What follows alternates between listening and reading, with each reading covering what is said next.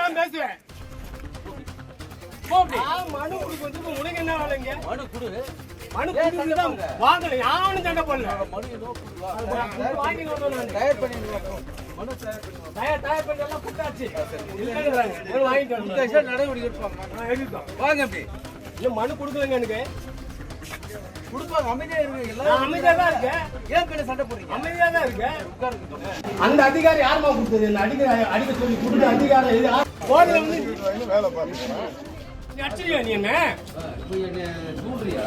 நீ ஆமா ஆமா ஆமா இல்லன்னு சொல்லியே. போதுல வந்து நீ வீந்த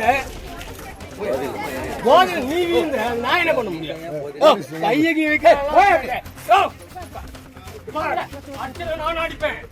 அடிச்சல நான் அடிப்பேன். நான் வந்து என்ன புரியாது. யோ நான் வந்து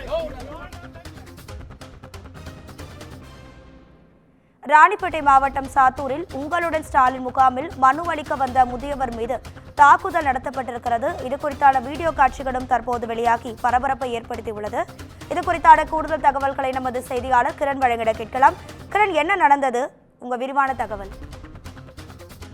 ராதிகா, தமிழகம் முழுவதும் மக்களுடைய கோரிக்கை மனுக்கள் மீது துரித நடவடிக்கை எடுக்கும் வகையில் அனைத்து பகுதிகளிலும் உங்களுடன் ஸ்டாலின் திட்ட முகாமானது விறுவிறுப்பாக நடைபெற்று வருகிறது.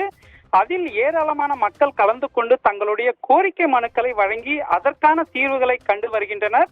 அந்த வகையில் ராணிப்பேட்டை மாவட்டம் சாத்தூர் ஊராட்சியில் இன்று உங்களுடன் ஸ்டாலின் திட்ட முகாமானது நடைபெற்றது. இந்த முகாமில் உப்புப்பேட்டை கணபதி நகரைச் சேர்ந்த வெங்கடாபதி என்பவர் தன்னுடைய கோரிக்கை மனு மீதான நடவடிக்கை எடுக்க கோரி மனு அளித்ததாக கூறப்படுகிறது. அப்போது கொடுக்கப்பட்ட மனுவுக்கு உரிய ரசீது வழங்க வேண்டும் என அதிகாரிகளிடம் கோரிக்கை வைத்ததாகவும், அப்போது அங்கு பணியில் இருந்த கிராம நிர்வாக அலுவலர் முதியவரிடம் வாக்குவாதத்தில் ஈடுபட்டு மேலும் அவரை தாக்கி கீழே தள்ளியதாக கூறப்படுகிறது. இதில் முதியவர் வெங்கடாபதிக்கு தலையில் காயம் ஏற்பட்ட நிலையில் உடனடியாக அவருக்கு முதலுதவி சிகிச்சை அளிக்கப்பட்டதாகவும், இதனையடுத்து முதியவர் தன்னை ஏன் தாக்கினீர்கள் என வாக்குவாதத்தில் ஈடுபட்டு மேலும் இந்த சம்பவம் குறித்து அங்கு பணியில் இருந்த வட்டாட்சியரிடம் தெரிவித்துள்ளார்.